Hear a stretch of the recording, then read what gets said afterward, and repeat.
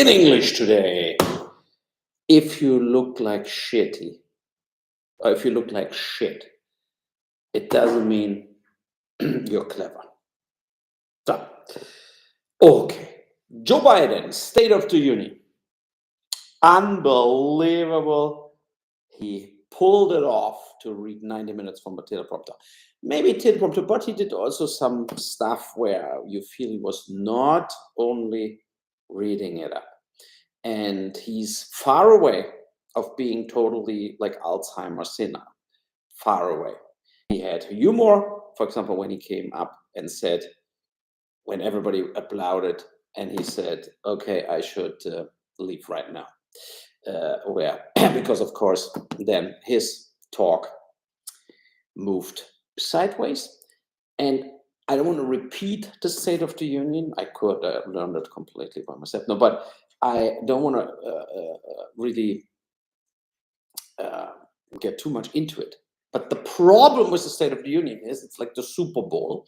It's all the expectation and the music, and you think, wow, and then you recognize if you would play it, the State of the Union from 20 years ago, it was exactly the same. It's always the same. We have a problem at our border. We want to support the NATO. We are good. We are a land of immigrants. We are equal. The middle class has to thrive and they need their fair shot. And the rich need to pay the fair part of their taxes and whatsoever. And it would be all right, what he says, if it would be not always exactly the same. I think Bill Clinton said it already, and Jimmy Carter, and whoever was ruling America was doing it, unfortunately. More interesting was, for example, the octopus murders on Netflix, where you, I'm not going in the deep things, the octopus murders, but think about the thing that there were Iranian, like US hostages in Iran, and Ayatollah Khomeini didn't let them go. And Jimmy Carter and Jimmy Carter was running for president again against Ronald Reagan. And Ronald Reagan and his buddies paid $40 million. They went traveling there with cash, not Ronald Reagan, but his buddies, CIA people, deep state people, and paid $40 million to the Ayatollahs to not release the hostages. So Jimmy Carter lost the election because Ronald Reagan was the whole time saying, what the fuck? He cannot release the hostages. And then Ronald Reagan was president, and boom, the hostages came home, and everybody, oh, I love you so much, I love you so much, Ronald, you freed my son, you freed my mother, my father. Dirty, dirty, dirty business. Anonymous, ich soll dich grüßen. Here you are. John Doe and Anonymous are my only 2 listeners right now. But I talk for 3 people, and you know why? Because I'm not giving up, because I'm an influencer. I'm the most important person on the planet, actually. For myself, in my influence balloon, talking about influencers. So we're talking about the CIA deep state shit again. And I looked up today also what countries the US bombed since the Second World War. And there were, I'm not lying, like 30 countries. 30. I said only 5 before, like whatever, Iraq. But there were 30 countries US bombed since the Second World War. And not including the Second World War. And Russia did it in 7 or 8. But of course, it's the land of the free, and we are good, and we definitely are the best, and we definitely never make any mistakes. And the world is better off with America being everywhere present, especially in the Suez Canal. No, but so that about this subject matter. And as I said, Biden is definitely not total senile, but he's old. He's very, very old, and he doesn't look so healthy, so good together that he can like rule America another 4 years. I think that would be very, very problematic. And Trump was twittering the whole time like, "What fucking piece of shit." But coming back to Jimmy Carter and Ronald Reagan, that they paid, that dirty, dirty stuff is now in elections the same. And we will see like Trump blocks that border rule, what Biden and Republicans want to pass, but he's blocking it because what he wants for his election campaign, that the southern border of the US with all the illegal immigrants, whatever, stays completely out of control. That is what he wants. That is his plan. And that is the reason they will block it and block it and block it so that nothing gets done. And Biden said in the speech, he said, I want to hire like 100 more judges, 2,000 more border control people, 50 more drones flying around to controlling the borders. So Biden is presenting here a bill, what the Republicans the whole time want, a harder border control. And he wants also to shorten down all that stuff to like, I think 4 or 6 months maximum when you come in and you want asylum, 4 or 5 months maximum, so that you get thrown out. He said, we deport you if the answer is no. Now people can stretch it out still to 4 or 5 years. And because that border bill is a way better border bill and harder border bill as the migration Beschluss of our German politics, who will not reduce migration at all. But that will be, let's say, now nothing will get done because Trump needs it as a tool in the election process. And that is the typical total Bullshit. Exactly, John Doe. Alle den Stream teilen. Teil den Stream. So the good thing is with the stream, that's the reason I'm streaming now always. I'm not taping videos and put them on my computer and then load them on YouTube. I just stream it. When I'm done streaming, it's there as a link and people can actually watch it. So the Octopus Murders I recommend. So now Spaceman with Adam Sandler, where he's with a spider flying to the Saturn or whatever on Netflix. That is definitely a well-made film, but it makes no sense at all. First of all, they're playing in a Czech Republic and talk perfectly English the whole time. What is the same absurdity like the Ferrari movie with Adam Sandler, where they talk English but with an Italian accent. But if they're all Italian, why they don't talk Italian? So because, we had to hire Hollywood people, now we talk all English and be acting like we have an Italian accent. That is even worse. But in the Spaceman thing, it's actually that they don't talk Czech. They talk completely English without, no, my family is coming. They talk English without any Czech accent. So the question is why it plays in the Czech Republic and why the Czech Republic still looks like the Eastern Bloc Soviet Union. Walter! Wo wart ihr noch? Wo wart ihr noch nach der Schule? Wo ist der Iron? Konnte er nicht dann? Aber Mutti hat jetzt die Telefonnummer von denen, ne? Ja, I do a YouTube live stream. You're in, Walter. You're in my YouTube live stream here. He's hiding. Nah. So, okay, so let me keep doing my live stream. ja, tschüss. Tschüss. Mach die Tür zu. Mach auch die Haustür zu, ist immer zu kalt. See, I do it in English so that people in English understand it better in German when I talk in German. So Spaceman, to see that is a problem, so that the movie overall is like a chewing gum, very, very slow, very boring in a way. The thing with the spider is completely absurd.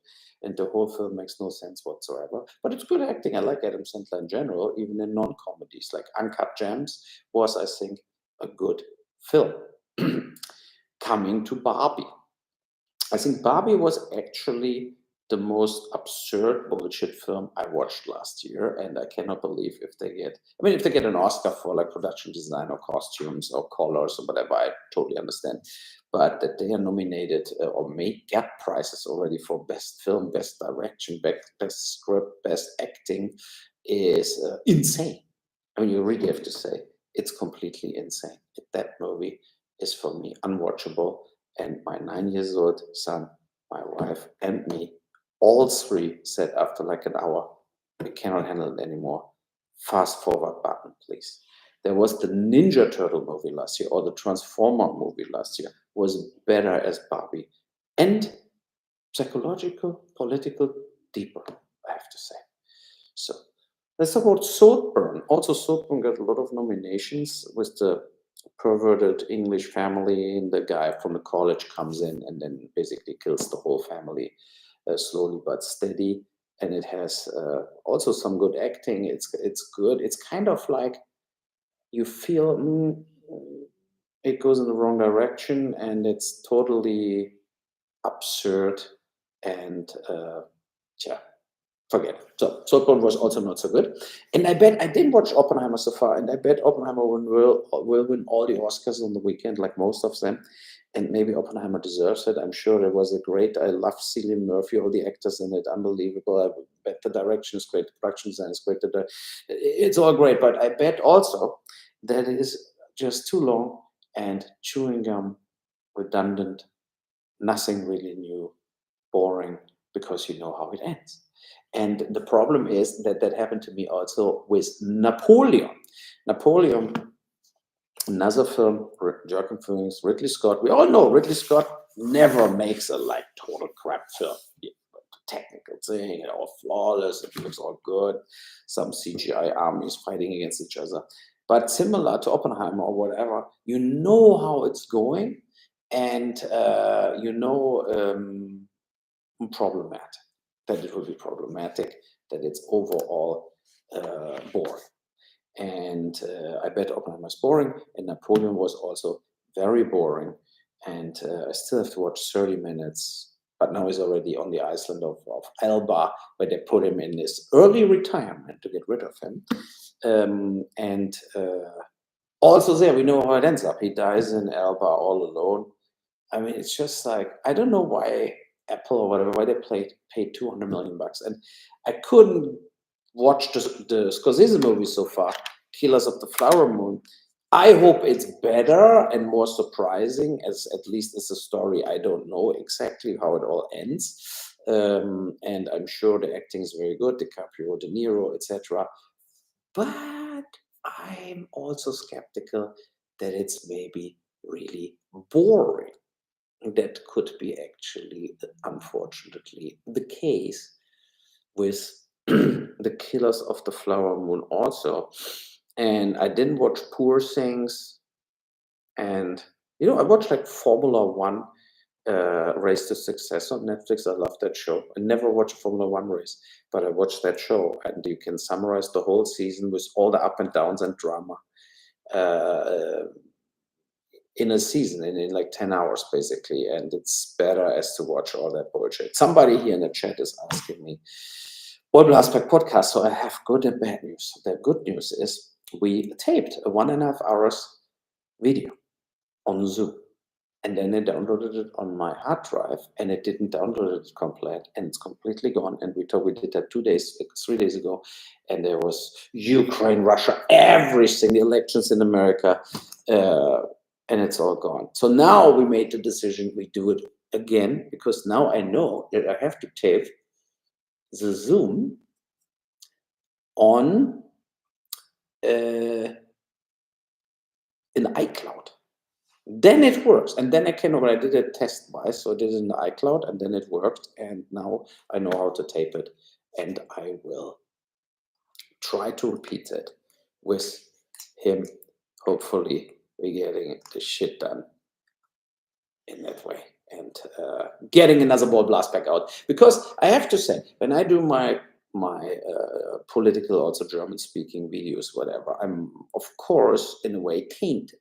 And it's good to have a counterpart who sees things totally different, or not totally different. A lot of things we see the same, and but it's good to bounce back arguments and bounce back points of view. So, and yeah, I think that this is the good thing to do a nice kind of video podcast, and at the same time we can tape it also on Zencaster and have just the audio, and we can post the audio somewhere at the same time. That makes totally sense. So then what else I had here in my thing? I watched the True Detectives with Julie Foster, what plays in Iceland or in Antarctica. Very good season, very creepy, very hard, very brutal. unfortunately, like I think Fargo is better as um,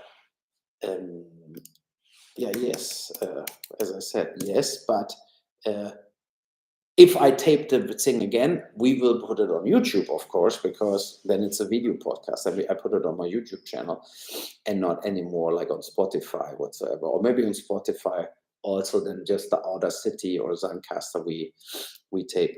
So uh, I have to say, it's exhausting to follow up all that films and all the stuff. There are various other films I didn't watch. I didn't watch the new Mission Impossible because I know it's only part one. 2.5 hours, as I said before, all that things are way too long, and it's all that movies from Hollywood now are way too long, and I don't want to watch so long stretched out films. Why are movies not just 100 minutes? So that is it. So that were my Oscar predictions and the stuff about films, and most of the stuff. Still have to watch Anatomy of a Fall when it's on stream. I will watch most of it. I don't go to the movie theater, to be honest, because it's too much popcorn and nachos. They get fatter and fatter. And at home, I can also, when the film is not so good, just stop it and watch another day, keep going. I just cannot imagine myself sitting through Oppenheimer and or Killers of the Flower Moon. It's just too long. I don't know. I don't know what else is because they're getting longer and longer. They cannot because they have final cut. They cut everything in instead of saying, "Look, what is that? How I have to tell that story?" And that is the sixth best films of 2023. So I put them up here. Eileen never watched it. Poor Things never watched it. Only Needs and Retribution. Now we're talking. I also will never watch Dune. I watched Inside with William Dafoe. Yeah, I watched the Guy Ritchie thing. Yeah, I said already on a different video with Jake Gyllenhaal. I think it's a little idiotic, to be honest. Like they're so unrealistic. If you watch Operation Fortune with Jason Statham, Guy Ritchie, whatever, it's unrealistic. It's kind of funny comedy, like The Gentleman. But if you do like the component about this, what actually happened, where like a Afghanistan guy carried and a soldier out of the war zone for days and days, and Jake Gyllenhaal comes back to get him out of Afghanistan. And I mean, the Taliban are not doing anything besides fighting. But then when they actually fight, they're just getting shot one after the other. They're just completely idiots and not able in any form to score. And the few Americans, they're walking through and killing everybody. Like boom, boom, boom, 10, 20 Taliban dead. And I think it's so unrealistic. It's always like pissing me off to watch this stuff. And then we had Aquaman, we had the Rebel Moon, the Tribute from Panem, the Indiana Jones, Ghost, the Blue Beetle, 65. Just cannot watch it. They're all crap. I mean, sorry, but it's like horrible. And Leave the World Behind, Julia Roberts, I watched. And a great setup. And then it went very, very, let's say, downhill in the very end. It was very disappointing end, I felt. Family Plan with Mark Wahlberg, I watched too. It was kind of funny, good action film. I enjoyed watching. I watched Pig with Nicolas Cage. I liked that. Murder Mystery 2 was not so bad.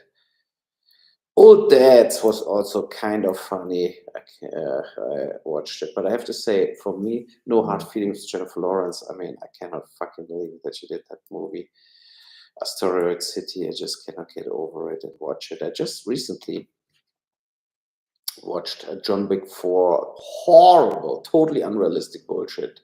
For me, almost unwatchable now. John Wick, unwatchable. Nia, the swimming thing with Annette Bening and Jodie Foster was good. I think I liked it. Air about Nike. I think I liked the two champions with Woody Harrelson was great, where he the handicapped basketball team he has to train. I think it was a funny film. It worked. I kind of really liked it to watch that film. All the Ben Affleck stuff always recently last 4 or 5 years were horrible, horrible, so boring. I don't know what happened to him. He's making films now without Terrence Malick as a director, but they all like Terrence Malick directed it. It's just totally disaster. I like the Tetris film. That was a good one. I think it was very funny in Moscow. The fight about the Tetris video game. That was very good. And Maestro with Bradley Cooper. Yeah, he played a conductor. Blah blah blah. But no, sorry, but boring. And yeah, a gay guy had to marry to make a career as a conductor was the story. Oh God, it was really like obviously like a trying to grab an Oscar or something, but it was not in my opinion not worth any Oscar. And for me, I don't know, Joyride. I didn't watch Pain Hustlers. I mean, how many of the Pain Hustlers films? I watched the film with Michael Keaton about Sackler's oxycodone thing. I think that series was good, and it was enough. The Boston Strangler, I think, was very good. With and The Killer with Michael Fassbender. I like that film. Um, uh, and Reptile, I like that too. Uh, you know, The Equalizer 3 was good. Reptile with Benicio del Toro, that thriller, but was also direct to stream. I think was also very good and enjoyable. White Man Can't Jump, the new one, like that was so bad. I couldn't believe it. Also, Big George Foreman, I just couldn't watch it. There were better films made about all that stuff. In the horror thing, I didn't watch basically anything in that genre, I have to say. Renfield I started watching, but then I felt no thanks. Winnie the Pooh was total crap. Saw X was also like really bad. Cocaine Bear, I still have it on my list to watch, but I didn't watch it. And the rest I basically skipped. And Kandahar is still on my list to watch. Yeah, Plane also. I like that show with Idris Alba where he's in the airplane but gets kidnapped. That was not so bad. It's also bad, I have to say. But the best thing I watched the whole year, that because after a few years I never watched stuff like this again, was Crystal Clear, South Park, all the South Park parks, and the season at South Park is just absolutely genius. If it would be shot with humans, I would say that it would be not allowed. Woke cancel culture, everybody would completely flip out and would disallow South Park. And it's great that it's still there. And it's really the best criticizing satire about the social environment we are in. And so I really, really love South Park. Okay, herewith, I end the stream for today. It will be posted on my channel, and I hope I can do soon with Kai Blasberg a new one, a longer one, and I'm looking out for, of course, my overall normal in German speaking videos. Okie dokie.